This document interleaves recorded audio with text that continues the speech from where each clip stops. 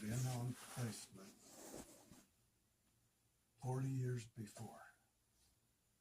This was probably in 1990. And he was one of the first to go on the placement program. Probably maybe 30, 35 years before. And I had his name and I knew about where he was from on the reservation. And I had a lot of hit and misses looking for him. One day I knocked on this hogan in the middle of nowhere. And this guy answered the door and said, "May I help you?" And he spoke real well for an Navajo. And I said, "I'm looking for so-and-so."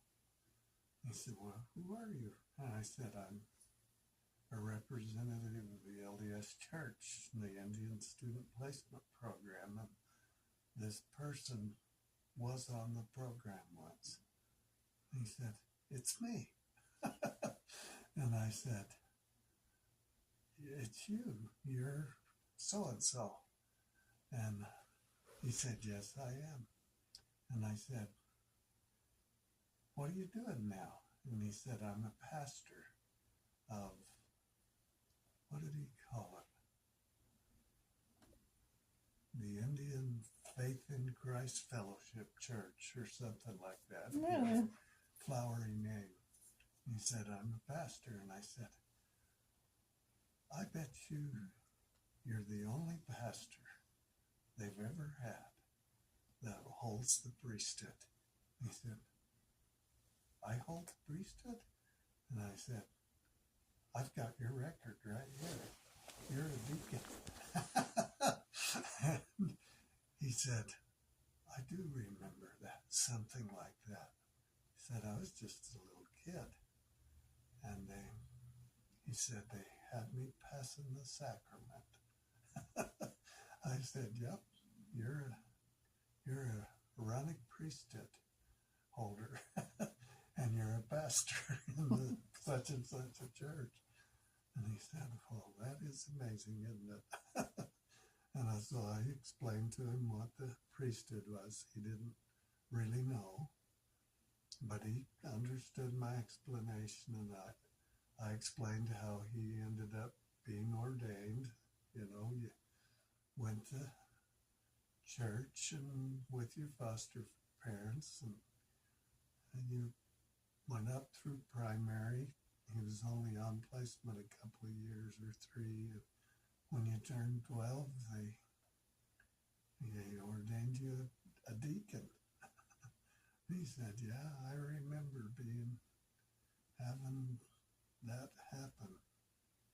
And he said, "I didn't realize what it meant at the time." And he said, "I'm going to study that a little more." And he said, I still have a Book of Mormon." I said, "You ought to read it." It was quite a good visit. Interesting, though.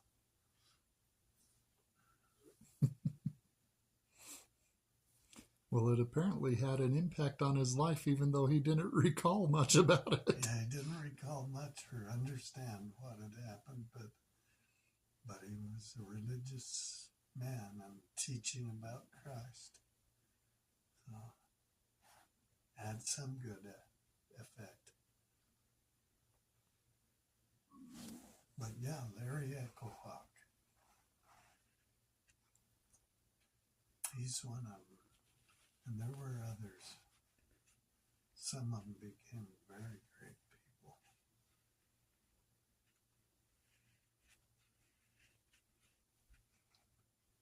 Yeah, you couldn't have a name like Echohawk without knowing there's some Indian blood there. If you just saw him though and talked to him, you'd never know. He looks as Caucasian as the next Caucasian, Yeah. But he's Mohican or Sioux or Cherokee, something like that. I think he's Cherokee. Could be Choctaw a really predominant tribe there is Chickapoos. Could be